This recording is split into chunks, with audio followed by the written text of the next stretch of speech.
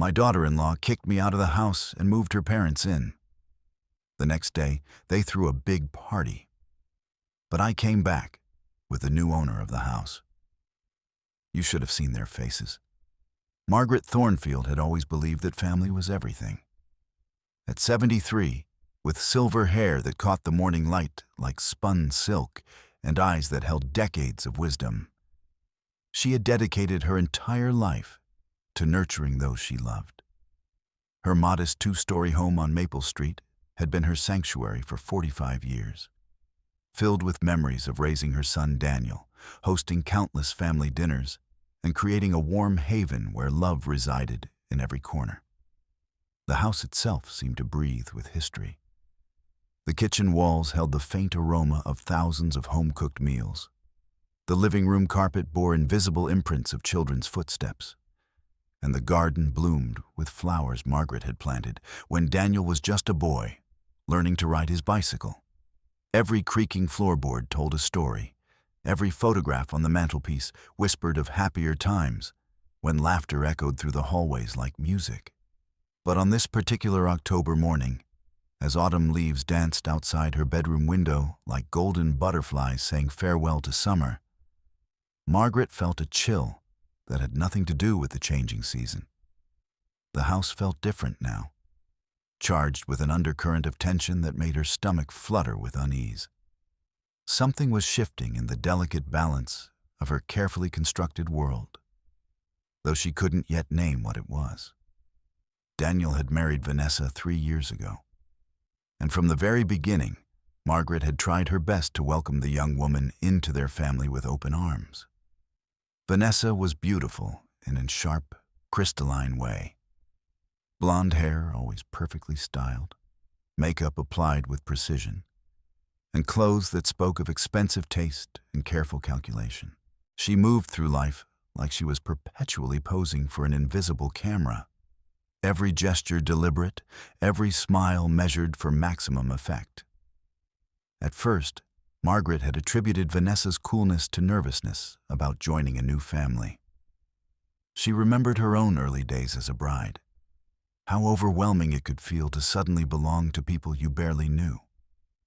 So she had extended invitation after invitation, offering to teach Vanessa her famous apple pie recipe, suggesting shopping trips together, and always keeping her tone light and welcoming despite the polite but distant responses she received. But as months turned into years, the distance between them had only grown wider, like a river slowly carving a canyon through stone. Conversations became stilted exchanges of pleasantries. Family gatherings felt forced and artificial, and Margaret began to notice the way Vanessa's eyes would narrow almost imperceptibly whenever she spoke, as if every word Margaret uttered was being weighed and found wanting. The first real sign of trouble had come 6 months ago, when Daniel suggested that Margaret might be more comfortable in a smaller place. The conversation had taken place in this very living room, with Vanessa sitting beside her husband like a perfectly poised statue, her manicured fingers folded in her lap, while her pale blue eyes remained fixed on some distant point beyond Margaret's shoulder. "Mom, you're getting older," Daniel had said, his voice carrying a gentleness that somehow made the words hurt even more. "This house is so big, and the maintenance must be exhausting. Vanessa and I have been looking at some lovely senior communities. They have activities, medical care on site, and you wouldn't have to worry about anything." Margaret had felt something cold and sharp pierce her chest at those words. Senior communities. The phrase conjured images of sterile hallways smelling of disinfectant, plastic flowers in common rooms, and the slow surrender of independence that she had watched claim so many of her friends. She had looked at her son, her baby boy, who had once climbed into her lap with scraped knees and tearful confessions, and seen a stranger wearing his face. "I'm not ready for that, sweetheart," she had replied, forcing her voice to remain steady despite the tremor in her hands. "This house is my home, Your father and I built our life here. I have my garden, my neighbors, my memories. I can't just pack all of that away like it never mattered." Vanessa had finally spoken then, her voice smooth as honey but with an underlying edge that made Margaret's skin prickle. "Of course, we understand that change is difficult, Margaret. But we have to think practically about the future. What if you fall and no one finds you for hours? What if you forget to turn off the stove? We're just worried about your safety." The way she said safety made it sound like a prison sentence. Margaret had noticed how Vanessa never called her mom or even mother, always maintaining that formal distance with her given name. It was a small thing, perhaps, but it spoke volumes about the invisible wall that Vanessa had constructed between them from day one. That night, lying alone in the bedroom she had once shared with her beloved husband, Robert, Margaret had stared at the ceiling and wondered when everything had begun to unravel. Robert had been gone for 8 years now, but she still sometimes reached across the bed in the early morning hours, expecting to find his warm presence there. He would have known what to do about this situation. Robert had always been able to read people like open books, and he had possessed an uncanny ability to find solutions that made everyone feel heard and valued. But Robert was gone, and Margaret was navigating these treacherous waters alone, guided only by her own instincts and the growing certainty that something was very wrong with this picture. A daughter-in-law who showed no warmth, a son who seemed to have forgotten the woman who had sacrificed everything to raise him, and a house that suddenly felt more like a target than a home. The attacks had been subtle at first, like drops of poison administered so slowly that the victim barely notices the gradual weakening of their system. Vanessa would make comments about the outdated decor, sighing dramatically as she ran her finger along surfaces that she claimed needed updating. She would mention how much money they could save if they weren't supporting multiple households. Never mind that Margaret paid all her own bills and had never asked for financial assistance. During family dinners, Vanessa would steer conversations toward topics that excluded Margaret. References to places she had never been, people she had never met. Inside jokes from their social circle that left the older woman feeling like an outsider in her own dining room. It was psychological warfare disguised as casual conversation, designed to make Margaret feel irrelevant and out of touch. The campaign had escalated 3 months ago when Vanessa began bringing up specific incidents that painted Margaret as increasingly incapable.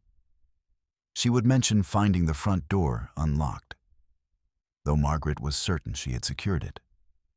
She would claim that Margaret had forgotten about scheduled appointments, though Margaret kept a detailed calendar and had never been known for forgetfulness. Each incident was presented with feigned concern, but Margaret could see the calculation behind those pale blue eyes. "I'm just worried about you, Margaret," Vanessa would say, her voice dripping with false sympathy. "Maybe it would be good to have someone check on you more regularly, or better yet, maybe it's time to consider that we discuss those assisted living options."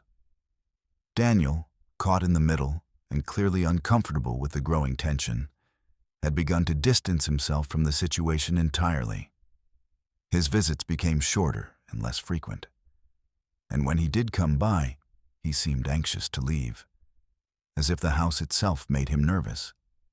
Margaret could see her son slipping away from her like sand through her fingers, and the pain of that realization was almost unbearable.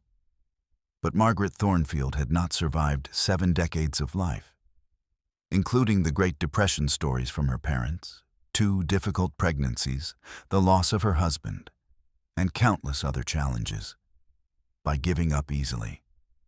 There was steel in her spine that had been forged by years of adversity, and something deep in her gut told her to fight back against this invisible enemy who wore designer clothes and smiled with perfect white teeth while plotting her downfall. The breakthrough had come just 2 weeks ago. though Margaret hadn't recognized it as such at the time. She had been tending to her roses in the backyard, carefully pruning the bushes that Robert had planted for their 20th wedding anniversary, when she overheard a phone conversation drifting through the open kitchen window. Vanessa's voice, usually so carefully modulated, carried an excitement that made Margaret's blood run cold. "The lawyer says once she's declared incompetent, Daniel will have power of attorney," Vanessa had been saying to someone on the other end of the line. "And since we're married, that essentially gives us control of everything. The house alone is worth at least $400,000 in this market, and that's not counting her savings accounts."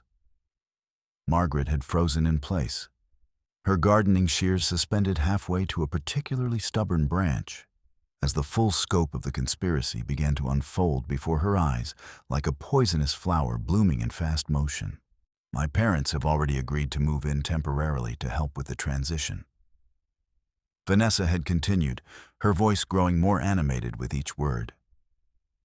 "Once Margaret is safely tucked away in some facility, we can renovate the whole place and either sell it or keep it as an investment property. Either way, we finally won't be stuck in that tiny apartment anymore." The casual cruelty of those words had hit Margaret like a physical blow. Safely tucked away, as if she were a piece of old furniture to be stored in a warehouse until someone decided what to do with it. The woman had been planning her exile like a military operation, using manipulation and gaslighting to create a paper trail of incompetence that could be used against her in court. Margaret had remained perfectly still until she heard Vanessa end the call and move to another part of the house, then had quietly made her way inside, her mind racing with the implications of what she had discovered. The forgotten appointments, the unlocked doors, the constant suggestions about her declining mental state. It had all been orchestrated with surgical precision to build a case for her removal from her own home. That night, Margaret had done something she hadn't done in years. She had poured herself a generous glass of Robert's best whiskey, the bottle they had been saving for a special occasion that never came. And she had made a plan. If Vanessa wanted to play games, then Margaret would show her what a woman with 7 decades of experience could do when properly motivated. The first step had been research. Margaret might have been 73, but she was no stranger to the internet. She had learned to use a computer after Robert's death, initially to stay connected with old friends and distant relatives. But over the years, she had become quite proficient at finding information online. What she discovered about elder abuse and financial exploitation had both horrified and empowered her. She learned about the legal protections available to seniors, the warning signs that family members and authorities looked for, and most importantly, the ways that predatory relatives typically operated. Vanessa's playbook was apparently quite common, and Margaret was far from the first elderly person to find herself targeted by family members who saw her assets as an early inheritance to be collected. But knowledge was only the first weapon in Margaret's arsenal. The second was something that Vanessa had clearly never bothered to investigate thoroughly: Margaret's actual financial situation. Because while her house was indeed worth a considerable sum, and while she did have some savings, the bulk of her wealth was tied up in investments and properties that Vanessa knew nothing about. Robert had been a wise man with money, and in the years before his death, he had worked with a financial advisor to structure their assets in ways that would protect Margaret from exactly this type of situation. There were trusts, protected accounts, and legal safeguards that would make it extremely difficult for anyone to simply take control of her finances, even with power of attorney. More importantly, there was one asset that Vanessa had completely overlooked in her calculations: the small apartment building that Margaret and Robert had purchased as an investment property 30 years ago. It was managed by a property company and generated steady rental income. But more crucially, it was the building where Daniel and Vanessa currently lived. The irony was delicious. They were paying rent to Margaret while simultaneously plotting to steal from her. As Margaret sat in her kitchen that evening, sipping whiskey and making notes in a small notebook, she felt something she hadn't experienced in months. Hope. The predator had revealed herself, and now it was time for the prey to show that she had claws of her own. The next morning brought unseasonably warm weather for October, and Margaret woke with a clarity of purpose that made her feel years younger. She had always been an early riser, but today she was up before dawn, making coffee and watching the sun paint the sky in shades of rose and gold through her kitchen window. There was something magical about this time of day, when the world held its breath before beginning anew. And Margaret felt like she was about to embark on the most important performance of her life. The first part of her plan required a trip to see her lawyer, Harold Winters, who had been handling her legal affairs for 20 years. Harold was only a few years younger than Margaret, with kind eyes behind wire-rimmed glasses and a gentle manner that belied his sharp legal mind. He had handled Robert's estate after his death, and Margaret trusted him completely. Harold's office was located in the historic district downtown, in a building that had once been a grand hotel but had been converted into professional offices sometime in the 1980s. The elevator creaked as it carried Margaret to the third floor, and she found herself smiling at the familiar sound. Everything about this building spoke of permanence and tradition, qualities that seemed increasingly rare in a world obsessed with constant change and renovation. "Margaret." Harold had greeted her warmly when she arrived at his office, rising from behind a desk that looked like it had survived several decades of legal battles. "What brings you in today? I hope everything is well." Margaret had settled into the comfortable leather chair across from his desk and had calmly related the entire situation. From Vanessa's initial coldness to the overheard phone conversation that had revealed the true scope of the conspiracy. Harold had listened with growing concern, occasionally making notes on a yellow legal pad, his expression darkening as the details unfolded. "This is serious, Margaret," he had said when she finished her account. "What you're describing is a textbook case of elder abuse and attempted financial exploitation. The fact that they're already discussing power of attorney and your placement in a facility suggests they're quite far along in their planning. What can we do about it?" Margaret had asked, though she suspected she already knew some of the answers from her late-night research sessions. Harold had leaned back in his chair, steepling his fingers in a gesture that Margaret remembered from previous legal consultations. "Well, the good news is that Robert was quite prescient when he structured your assets. The trusts he established make it very difficult for anyone to simply take control of your finances, even with power of attorney. And the fact that they're currently renting from you gives us some additional leverage." They had spent the next hour going over Margaret's options, from protective orders to criminal charges. But what interested Margaret most was Harold's suggestion about the apartment building. The lease that Daniel and Vanessa had signed was month to month, which meant it could be terminated with proper notice. And since Margaret was the owner, she had every right to decide who could and could not live in her property. "It's perfectly legal," Harold had assured her when she asked about the ethics of evicting her own son. "You have no obligation to subsidize someone who is actively plotting against you, regardless of your relationship to them. In fact, I'd argue you have an obligation to protect yourself." As Margaret had walked back to her car that afternoon, she had felt like she was seeing the world through new eyes. The autumn air seemed crisper, the colors more vivid, and the future more hopeful than it had in months. She had been operating under the assumption that family loyalty meant accepting whatever treatment was dished out. But Harold had reminded her that respect and love were supposed to flow in both directions. The second phase of her plan required a different kind of preparation. Margaret had always prided herself on her appearance, But she realized that she had been letting herself go in recent months, worn down by the constant stress and criticism from Vanessa. If she was going to reclaim her life, she needed to look and feel like the formidable woman she had always been. Her first stop was at Bella's beauty salon, where she had been a client for 15 years. Bella herself was a tiny Italian woman with an enormous personality and an intuitive understanding of what made each of her clients feel beautiful. When Margaret explained that she needed to look absolutely stunning for an important family occasion, Bella had clapped her hands together with delight and immediately began planning a complete transformation. 3 hours later, Margaret had emerged from the salon feeling like a different person. Her silver hair had been cut and styled in a sophisticated bob that took years off her appearance.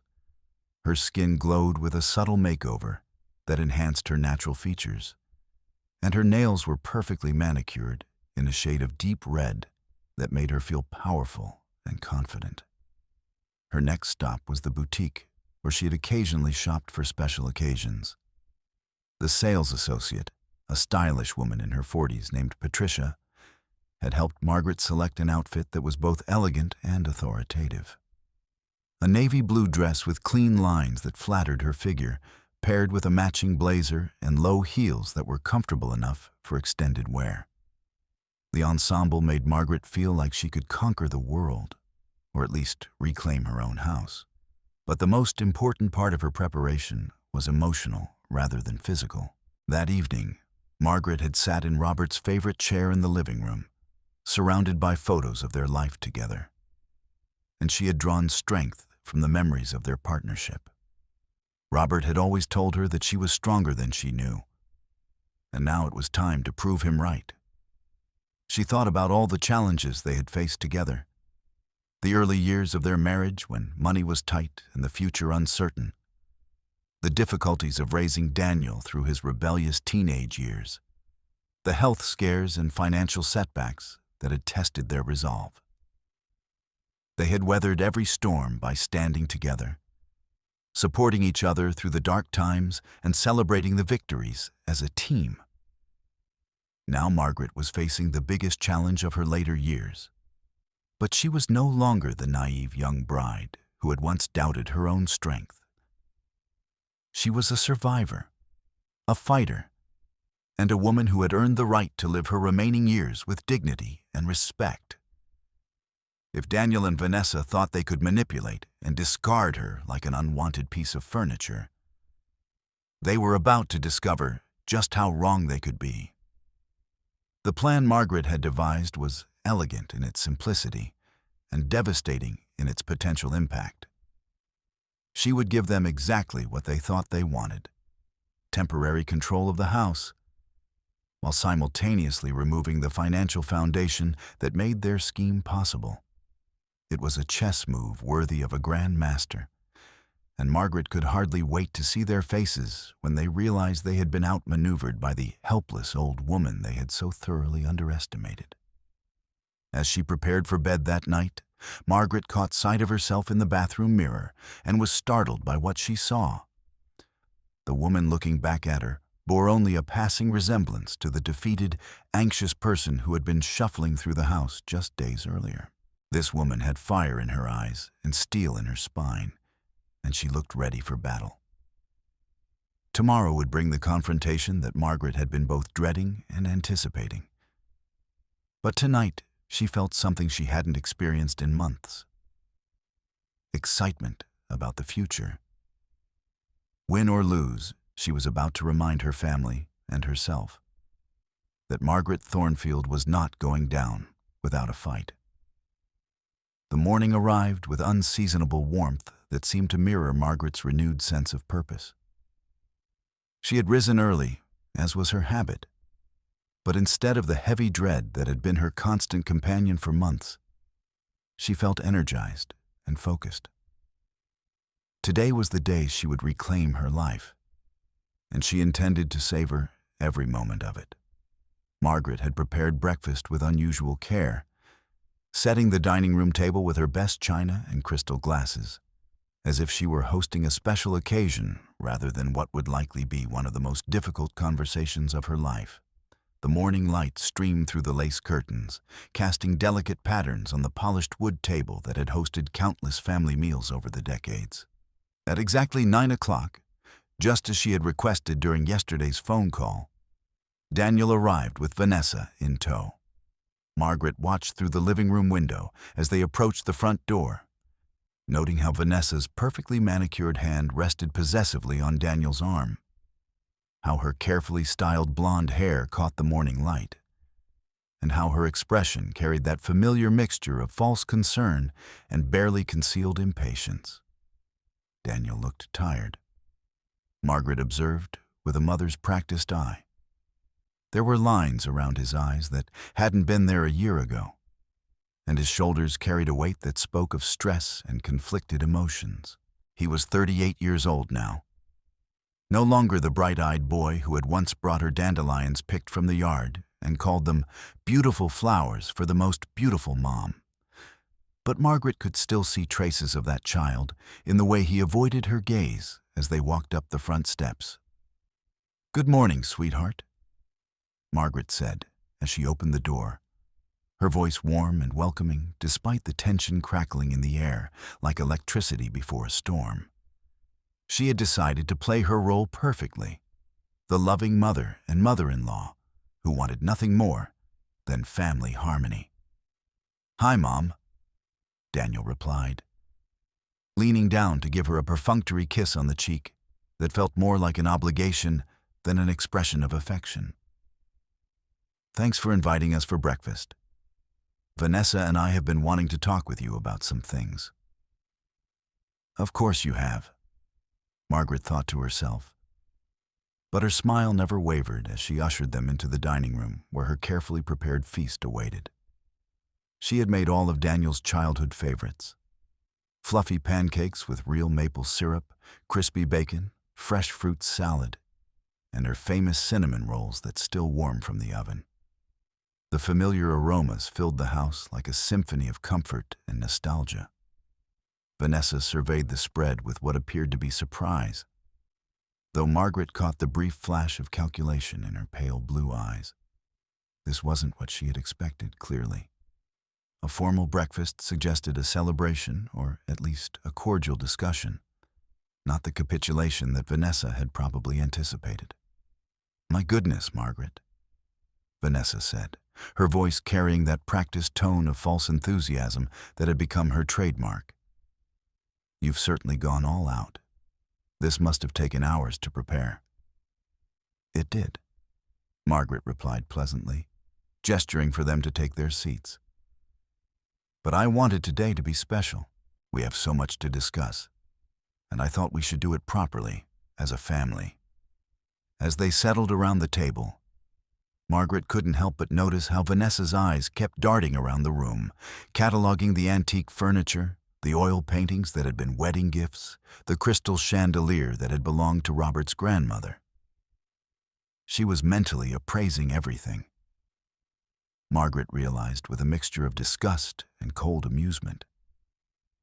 The woman couldn't even sit through a family breakfast without calculating the monetary value of every item in sight. "Mom, you look different," Daniel observed as Margaret poured fresh orange juice into crystal glasses. "Did you do something with your hair?" "I had it styled yesterday," Margaret replied, touching the elegant silver bob that framed her face so beautifully. "Bella always knows exactly what will make a woman feel her best. I realized I'd been letting myself go a bit lately, and that's not fair to anyone, especially not to myself." The transformation was clearly visible, and Margaret could see both Daniel and Vanessa struggling to reconcile this poised, confident woman with the increasingly frail and confused person they had been expecting to manipulate. It was the first crack in their carefully constructed narrative, and Margaret intended to exploit it fully. "You do look wonderful," Daniel said, and for a moment his smile seemed genuine rather than obligatory. "More like your old self." "I feel more like myself than I have in months," Margaret replied, and the truth of that statement resonated in her voice like a bell. It's amazing what a little self-care and a good night's sleep can do for a person's perspective. They made small talk as they began eating, discussing the weather, neighborhood news, and other safe topics that skirted around the real purpose of the gathering. But Margaret could feel the tension building beneath the surface like pressure in a steam kettle. And she knew that Vanessa's patience for pleasantries was limited. Sure enough, as they were finishing the main course, Vanessa cleared her throat delicately and fixed Margaret with what she probably thought was a compassionate gaze. "Margaret, Daniel and I have been talking a lot lately about your situation," she began, her voice taking on that carefully modulated tone that Margaret had come to associate with incoming attacks. "We're both very concerned about you living alone in this big house. It's just so much responsibility, and we want to make sure you're safe and comfortable." "That's very thoughtful of you both," Margaret replied, dabbing at her lips with a cloth napkin, as if she were completely unaware of the trap being set around her. "I appreciate how much you care about my well-being." Daniel shifted uncomfortably in his chair, clearly uncomfortable with his role in the conversation, but apparently committed to seeing it through. "The thing is, Mom, we've been looking into some really nice facilities that specialize in senior living. They have all kinds of activities, medical care on site, and you wouldn't have to worry about home maintenance or cooking or any of that stuff." "Facilities," Margaret repeated thoughtfully, as if she were seriously considering the suggestion. "You mean like assisted living communities?" "Exactly," Vanessa said, her enthusiasm seeming more genuine now that she thought she was making progress. "There are some beautiful places not too far from here. They're more like resorts than nursing homes.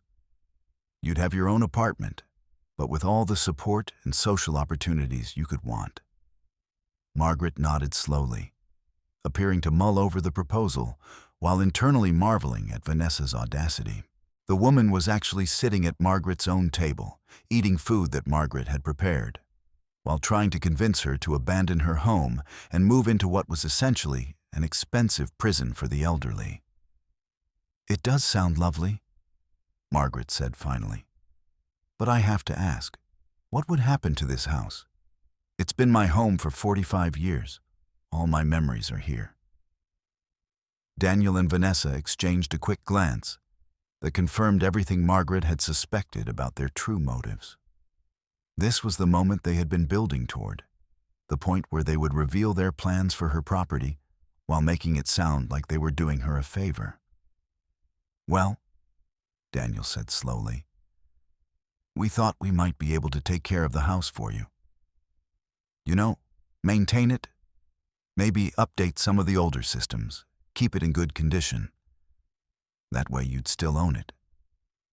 But you wouldn't have to worry about all the work and expense that comes with home ownership. And of course," Vanessa added smoothly, "we'd need to move in to properly take care of everything. Our apartment is so small, and it would be much more practical for us to be here where we could handle any issues that might come up." There it was, laid out as plainly as if they had drawn her a diagram. They wanted her out of the house so they could move in and take control of her most valuable asset. The only thing they hadn't mentioned was their ultimate plan to have her declared incompetent and seize legal control of her finances. But Margaret knew that conversation would come later, once they had her safely tucked away, where she couldn't interfere with their schemes. "That's incredibly generous of you both," Margaret said, her voice warm with what sounded like genuine gratitude. "To be willing to give up your own lives to take care of my property. I'm sure it would be a significant sacrifice." "It would be," Vanessa agreed readily, apparently missing the subtle irony in Margaret's tone.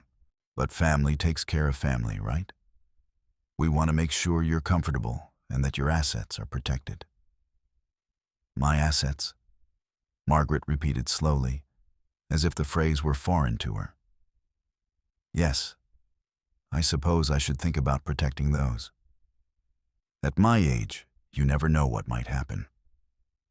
She could see the excitement building in Vanessa's eyes, the barely contained triumph of someone who believed their elaborate scheme was about to pay off. Daniel looked relieved that the conversation seemed to be going so smoothly, though Margaret could see lingering traces of guilt in his expression that suggested he wasn't entirely comfortable with what they were doing. "So, you'll consider it?" Daniel asked hopefully. "Maybe we could visit some of these places together, just to see what they're like." "Oh, I'll do more than consider it," Margaret said, rising from her chair with a smile that was both radiant and somehow unsettling. "I think it's a wonderful idea. In fact, I'm so convinced by your arguments that I've already made some arrangements." The sudden shift in her tone and demeanor was like a cold wind blowing through the warm dining room. Both Daniel and Vanessa froze mid-motion, their forks suspended halfway to their mouths as they tried to process what she had just said. "Arrangements?" Vanessa asked slowly, her voice tight with sudden concern. "Oh, yes," Margaret replied, moving to the antique sideboard where she had placed a manila envelope that morning. "You see, after our conversation last month about my living situation, I realized that you were absolutely right. This house is too big for one person, and I am getting older. So I contacted my lawyer and my financial advisor, and we've worked out a solution that I think will make everyone happy." She returned to the table with the envelope, her movements graceful and purposeful in a way that made both younger people shift nervously in their seats. This was not the confused, easily manipulated elderly woman they had been expecting to bamboozle into submission. This was someone else entirely. Someone who was clearly in complete control of the situation. "The first thing I did," Margaret continued conversationally, as if she were discussing the weather rather than dropping a bomb into their carefully laid plans, "was meet with Harold Winters. You remember Harold, don't you, Daniel? He's been our family lawyer for 20 years. We reviewed all of my assets and discussed the best ways to protect them from potential complications." Vanessa's face had gone pale, and Margaret could see her mind racing as she tried to figure out exactly what kind of complications Margaret might be referring to. Daniel looked confused, but not yet alarmed, clearly not understanding the implications of what his mother was revealing. "Harold reminded me of something very interesting," Margaret went on, opening the envelope and pulling out several official-looking documents. "He reminded me that I own the apartment building where you two currently live. Isn't that funny? In all this discussion about my assets and my living arrangements, we never talked about the fact that you're actually my tenants." The silence that followed that revelation was so profound that Margaret could hear the antique clock in the hallway, marking the seconds with its steady tick, tick, tick. Vanessa's fork clattered to her plate as the full implications of Margaret's words began to sink in. "Now, don't worry," Margaret continued cheerfully. "I'm not about to kick you out or anything dramatic like that. But Harold did point out that since you're so concerned about my welfare, and since you're willing to make such sacrifices to take care of this house, perhaps we should formalize our arrangement." She pulled out a thick document and placed it on the table between them, the legal letterhead clearly visible at the top of the page. "This is a property management agreement," she explained. "It officially designates you as the caretakers of this house, with all the responsibilities that entails. Maintenance, utilities, insurance, property taxes, all of it will be your responsibility now." Daniel reached for the document with trembling hands, his eyes scanning the dense legal language while his face grew increasingly pale. "Mom, I don't understand. What exactly are you saying?" "I'm saying that I'm taking your advice, sweetheart," Margaret replied, her voice still warm but with an underlying steel that made both younger people flinch. I'm moving out of this house and into a lovely new living situation. You and Vanessa can move in here immediately and take full responsibility for the property, just like you wanted. Vanessa found her voice at last, though it came out as more of a croak than her usual smooth tones. But Margaret, we didn't mean... That is, we thought you might want to maintain ownership. Oh, but I am maintaining ownership, Margaret said with a brilliant smile. I'm just not maintaining the expenses. You see, another thing Harold reminded me of is that property management agreements like this one transfer all the costs and responsibilities of ownership to the managers, while the actual owner retains all the rights and benefits of ownership. It's quite clever, actually. The trap was closing around them with mathematical precision, and Margaret could see the exact moment when Vanessa realized that they had been outmaneuvered by the woman they had so thoroughly underestimated. The color drained from her face as she understood that instead of gaining control of a valuable asset, they were about to become responsible for all the expenses of maintaining it while receiving none of the benefits. There's more, Margaret continued, clearly enjoying herself now as she pulled out another set of documents. Since you'll be managing this property for me, and since I'll be moving to a new residence, we needed to address the matter of your current living situation. Harold has prepared a notice of lease termination for your apartment. You have 30 days to vacate, which should be plenty of time since you'll be moving in here to begin your new responsibilities. Daniel looked like he was going to be sick as he continued reading through the property management agreement, his eyes widening as he encountered clause after clause that transferred financial responsibility to them while preserving Margaret's ownership rights. Mom, this is crazy, he said weakly. We can't afford to pay the property taxes and insurance on a house this size. Our apartment rent is already stretching our budget. But Daniel, Margaret replied with mock concern, I thought you said you wanted to take care of the house for me.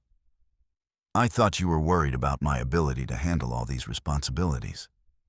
This way, you can take over completely, and I won't have to worry about anything. Vanessa had recovered enough of her composure to attempt a counterattack, though her voice shook with barely controlled rage. This is ridiculous, Margaret. You can't just dump all the expenses of this house on us while you run off to live somewhere else. That's not what we agreed to. We didn't agree to anything, dear, Margaret replied pleasantly. You suggested that I should move to assisted living and that you should take care of my house. I'm simply taking you up on your generous offer. Unless, of course, you're saying that you didn't really mean it, that you weren't actually concerned about my welfare, but were perhaps motivated by other considerations? The question hung in the air like a sword, and Margaret could see Vanessa struggling with the realization that any protest would reveal the true nature of their scheme. If they admitted they couldn't afford to maintain the house, they would be admitting that their concern for Margaret's welfare was a facade designed to get their hands on her assets. But the final blow was still to come, and Margaret saved it for last, pulling out one more document with the flourish of a magician, revealing the climax of an elaborate trick. There is one more tiny detail we need to address, she said, her voice taking on a tone of gentle regret that didn't fool anyone in the room. You see, Harold discovered something rather troubling when he was reviewing my legal situation. Apparently, there are laws about elder abuse and financial exploitation, and some of the things that have been happening lately could be interpreted as violations of those laws. Vanessa went rigid in her chair, her perfectly manicured hands clenched into fists as she realized that Margaret had not only discovered their scheme, but had been gathering evidence against them. Now, I don't want to involve the authorities, Margaret continued, her tone suggesting that she was being remarkably generous in her restraint. After all, we're family, and families should be able to work out their differences privately. But Harold did insist on documenting everything, just in case there are any future misunderstandings about my mental capacity or my ability to make my own decisions. She placed the final document on the table, a sworn affidavit detailing the overheard phone conversation, the campaign of psychological manipulation, and the attempted financial exploitation. It was signed, notarized, and filed with the court, creating an official record that would make it impossible for them to proceed with their original plan. This affidavit establishes my mental competence as of yesterday's date, Margaret explained. Harold was quite thorough in his documentation. Any future attempts to question my capacity or manipulate my assets would have to overcome this legal evidence, which would be challenging. The game was over, and they all knew it. Vanessa's carefully constructed scheme had not only been exposed, but had been turned against her with devastating efficiency. Instead of gaining control of Margaret's house and assets, she now faced the prospect of being financially responsible for a property she couldn't afford while losing the rental income from her own apartment. But Margaret wasn't finished yet. She had one more surprise in store, the piece de resistance that would transform this private victory into a public humiliation that would serve as a warning to anyone else who might consider preying on vulnerable seniors. "There's just one more thing," Margaret said, rising from her chair and moving to the front window where she could see the driveway. "I invited someone else to join us this morning. I thought it would be good to have a witness to our new arrangement." A black sedan was pulling into the driveway, and Margaret's smile widened as she recognized the familiar figure behind the wheel. Harold Winters had arrived right on schedule, ready to oversee the signing of the documents and serve as an official witness to the proceedings. But Harold wasn't alone. As the car doors opened, Margaret could see that he had brought his assistant, a young woman with a tablet computer who specialized in documenting legal proceedings. Everything that happened next would be officially recorded, creating an indisputable record of the moment when the hunters became the hunted. "Harold?" Margaret called out cheerfully as she opened the front door. Perfect timing. Daniel and Vanessa were just reviewing their new responsibilities as property managers. As the lawyer and his assistant entered the dining room, Margaret caught sight of Vanessa's face and had to suppress a laugh. The woman looked like she had been struck by lightning, her perfect composure finally cracking under the weight of her complete and utter defeat. The trap had been sprung. The prey had become the predator. And Margaret Thornfield was about to enjoy the sweetest victory of her 73 years on Earth. But this was only the beginning of the story, because what happened next would become the stuff of neighborhood legend. A tale of poetic justice that would be told and retold whenever people gathered to discuss the importance of treating their elders with respect. The lawyer's arrival transformed the intimate family breakfast into something resembling a formal business meeting, complete with official documentation and legal witnesses. Harold Winters moved through Margaret's dining room with the practiced efficiency of someone who had overseen countless similar proceedings, though Margaret suspected that few of his cases had involved quite this level of delicious irony. "Good morning, Daniel," Harold said warmly as he set his briefcase on the polished dining room table. "Vanessa, I hope you've both had a chance to review the documents that Margaret asked me to prepare." The contrast between Harold's professional warmth and the frozen shock on the younger couple's faces was almost comical. Daniel still held the property management agreement in his trembling hands, though Margaret doubted he had processed more than a fraction of its implications. Vanessa sat rigid in her chair, her usual poise replaced by the stillness of someone who had just realized they were standing in a minefield. "Harold, there seems to be some kind of misunderstanding," Daniel began weakly, his voice carrying the desperate hope of someone trying to wake up from a nightmare. "These documents, They don't reflect what we discussed. Actually, Harold replied, opening his briefcase and pulling out additional copies of the agreements. They reflect exactly what you discussed. Margaret has been quite thorough in documenting your conversations about her living situation and your generous offer to take responsibility for maintaining her property.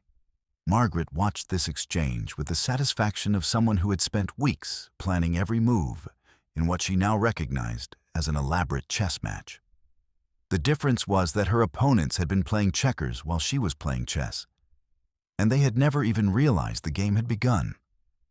Mrs. Thornfield asked me to prepare these documents based on your expressed concerns about her ability to manage her property and your willingness to assume those responsibilities. Harold continued, his tone remaining professionally neutral while his eyes held just a hint of the disapproval that Margaret suspected he felt toward people who preyed on the elderly.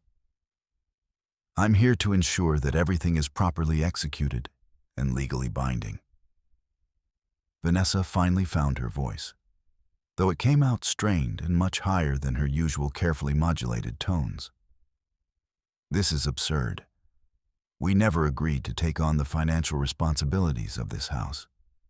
We were trying to help Margaret by suggesting she might be more comfortable in a managed living situation. And I appreciate that help, Margaret interjected smoothly, which is why I'm accepting your offer to manage my property while I explore other living arrangements. It's exactly what you suggested, just formalized in a way that protects everyone's interests. The legal assistant had been quietly setting up recording equipment during this exchange, and Margaret noticed how both Daniel and Vanessa kept glancing nervously at the small camera that would document their signatures on agreements they had never intended to sign. Of course, if you've changed your minds about your generous offer, Harold said, pulling out yet another set of documents. There is an alternative arrangement we could implement instead. Margaret had to admire Harold's timing. He had clearly choreographed this entire scene to maximize the psychological pressure on Daniel and Vanessa, offering them what appeared to be an escape route, while actually tightening the noose around their schemes. What kind of alternative? Daniel asked eagerly, clearly hoping for some way out of the trap that was closing around them. Well, Harold said, settling into his chair and adopting the measured tone that Margaret had learned to associate with devastating legal pronouncements. If you're not prepared to assume responsibility for managing Mrs. Thornfield's property, then we would need to address some other concerns that have come to light during our preparation of these documents. He pulled out a thick folder that Margaret recognized as the documentation of Vanessa's elder abuse scheme, complete with transcripts of recorded conversations, witness statements, and legal analysis of their behavior under state and federal laws protecting seniors from financial exploitation. It seems there have been some attempts to manipulate Mrs. Thornfield into making decisions that would not be in her best interests, Harold continued, his voice taking on the weight of official authority. Psychological pressure, false claims about her mental capacity, and discussions about gaining control of her assets without her knowledge or consent. Vanessa's face had gone completely white, and Margaret could see beads of perspiration forming along her hairline despite the cool morning air. The woman had clearly never considered that her whispered phone conversations might be overheard, or that her campaign of psychological warfare against Margaret might constitute illegal elder abuse. These activities could potentially result in criminal charges, Harold explained matter-of-factly, as well as civil liability for any damages resulting from the attempted exploitation. However, Mrs. Thornfield has expressed a preference for resolving this matter within the family, provided that certain conditions are met. The conditions, as Harold outlined them, were elegantly simple and devastatingly effective. Daniel and Vanessa could choose to sign the property management agreements, accepting full financial responsibility for Margaret's house while she retained ownership. or they could face potential criminal prosecution for elder abuse and financial exploitation. But there was a third option, one that Margaret had crafted with particular care, because it would provide the most satisfying conclusion to this elaborate game of cat and mouse. "There is one additional alternative," Harold said, pulling out a final set of documents that made both Daniel and Vanessa lean forward with desperate hope. "Mrs. Thornfield is prepared to sell the house and use the proceeds to fund her own care in whatever facility she chooses. This would remove any burden from you while ensuring her independence and financial security." This seemed like salvation to the trapped couple, and Margaret could see relief flooding across their faces as they contemplated this escape from their predicament. But Margaret's smile widened as she prepared to deliver the final blow. "There's just one small detail about the sale," she said sweetly.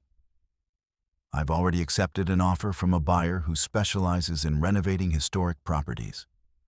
The closing is scheduled for next week, and the new owner plans to take possession immediately after the sale is finalized." The relief on their faces transformed into confusion as they tried to process this new information. If Margaret was selling the house, why were they being asked to sign property management agreements? And who was this mysterious buyer who had appeared so conveniently? "I don't understand," Daniel said slowly. "If you're selling the house, why do we need to sign these other documents?" "Because, sweetheart," Margaret replied, her voice filled with the kind of gentle patience that a mother might use to explain something obvious to a slow child. "The buyer is me." The silence that followed this revelation was so profound that Margaret could hear the grandfather clock in the hallway chiming the half-hour. Daniel and Vanessa stared at her, as if she had just announced that she was planning to fly to the moon, their minds struggling to comprehend what she had just told them. What do you mean?" Vanessa stammered, her usual articulate confidence completely shattered. "I mean that I'm buying my own house," Margaret explained, clearly enjoying their bewilderment.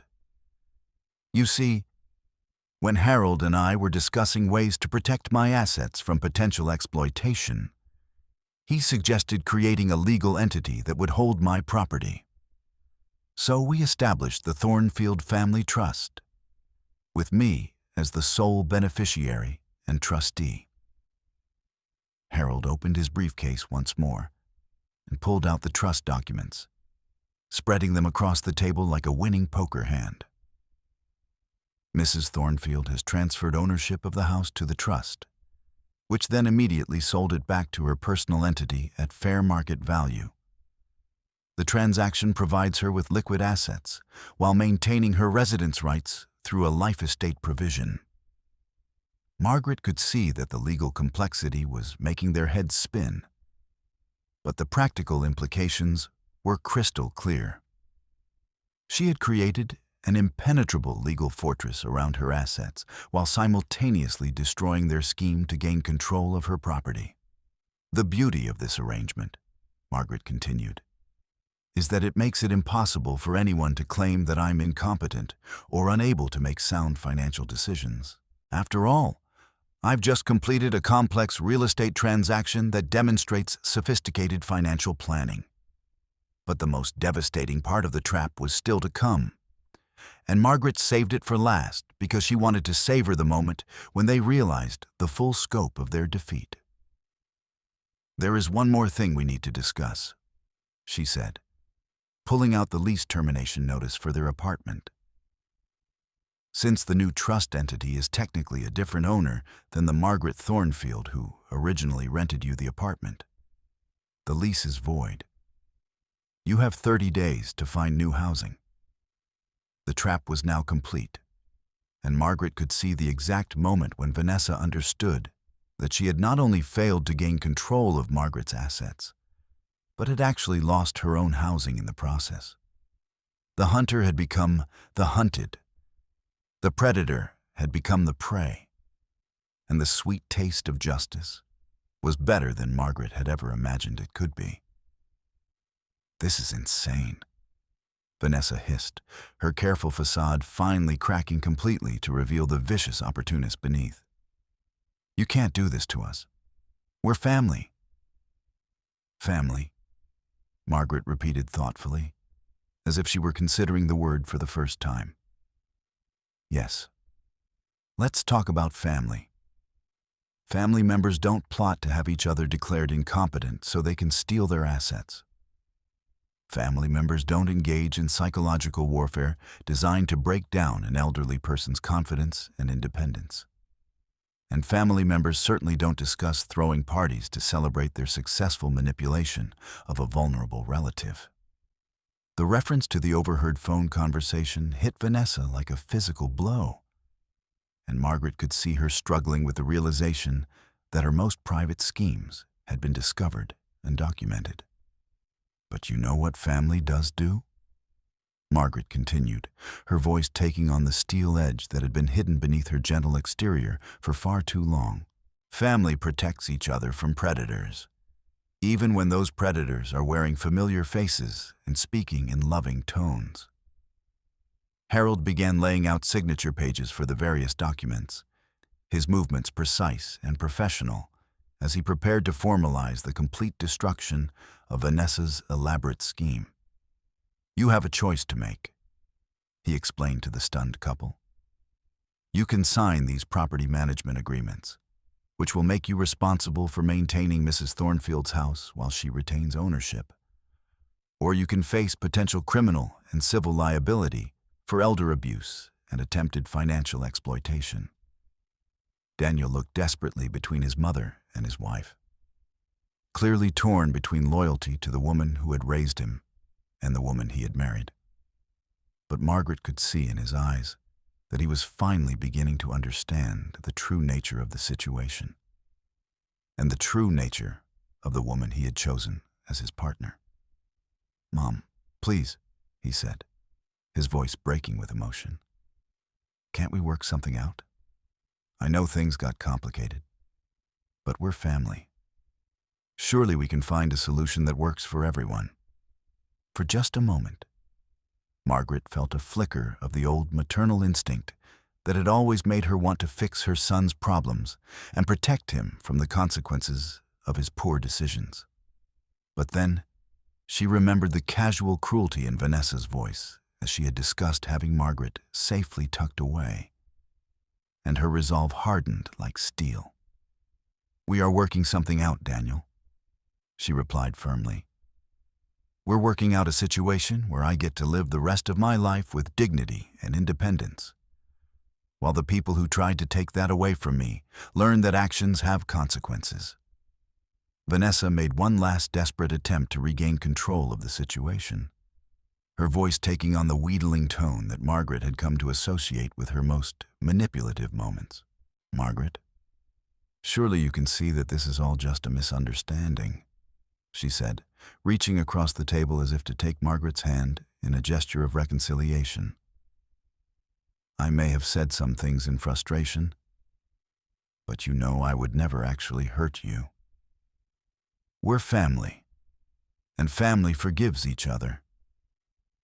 Margaret looked at the perfectly manicured hand extending toward her and felt a cold satisfaction as she deliberately pulled back, avoiding Vanessa's touch as if it were contaminated. "Forgiveness is something that's earned, not demanded," she replied. "And it requires genuine remorse, not just regret at being caught." The signing ceremony proceeded with the formal precision of a legal execution, with Harold witnessing each signature and the assistant recording everything for the official record. Daniel signed with the resigned air of someone who had finally accepted defeat, while Vanessa scrawled her name with barely contained fury. As the documents were gathered and filed, Margaret felt a sense of completion that went far beyond simple victory. She had not only protected herself from predators, but had done so in a way that would serve as a warning to anyone else who might consider targeting vulnerable seniors. "There's just one more matter to address," Harold said, as he prepared to leave. "Mrs. Thornfield has asked me to file a formal complaint with the state's Elder Abuse Prevention Agency, documenting this case for their educational materials. Your names will be redacted, of course, but the case study will help protect other seniors from similar schemes." It was the perfect finishing touch to Margaret's masterpiece of revenge. Not only had she defeated her tormentors, but their defeat would help protect others from experiencing the same ordeal. As Harold and his assistant packed up their equipment and prepared to leave, Margaret walked them to the front door, her step lighter than it had been in months. She felt like she had shed years of accumulated stress and fear, emerging from the ordeal stronger and more confident than she had ever thought possible. "Thank you, Harold," she said as they stood on the front porch, looking out at the peaceful tree-lined street that had been her home for so many decades. "I couldn't have done this without your help." "My pleasure, Margaret," Harold replied, his formal demeanor softening into genuine warmth. "It's not often I get to help someone achieve such a perfect example of poetic justice. You've handled this entire situation with remarkable grace and intelligence." As the lawyer's car pulled away, Margaret returned to the dining room where Daniel and Vanessa sat in stunned silence among the remnants of the breakfast that had begun as their intended victory celebration and ended as the formalization of their complete defeat. The morning sun was higher now, streaming through the lace curtains and illuminating the scene like spotlights on a stage. Margaret looked around the room, at the antique furniture that would remain hers, at the oil paintings that told the story of her life, at the crystal chandelier that had witnessed decades of family gatherings, and felt a profound sense of peace. "Well," she said, breaking the heavy silence, "I suppose you two have some packing to do? 30 days goes by quickly when you're looking for a new place to live." Daniel finally looked up at his mother, his eyes filled with a mixture of shame and dawning understanding. "Mom, I'm sorry. I don't know how things got so twisted." "They got twisted," Margaret replied gently but firmly. "When you stopped seeing me as your mother and started seeing me as an obstacle to your inheritance." Vanessa stood abruptly, her chair scraping against the hardwood floor. "This isn't over, Margaret. You may have won this round, but nothing," Margaret interrupted, her voice carrying the authority of someone who had finally reclaimed her power. "It's completely over. You gambled everything on your ability to manipulate a helpless old woman, and you lost because I was never helpless to begin with." As they gathered their things and prepared to leave, Margaret felt no vindictive joy, only the quiet satisfaction of someone who had protected herself and others from predators who wore the masks of loving family members. After the door closed behind them, Margaret walked to her kitchen window and looked out at the garden where Robert's roses still bloomed. She had not only saved her home and her independence, she had rediscovered her own strength. At 73, Margaret Thornfield had learned that it's never too late to fight back against those who would prey upon your kindness. The house settled around her with a contented sigh, and Margaret smiled as she began clearing the breakfast dishes. Tomorrow would bring new challenges, but today she had won the most important battle of her golden years, the battle for her dignity, her independence, and her right to live her remaining years on her own terms.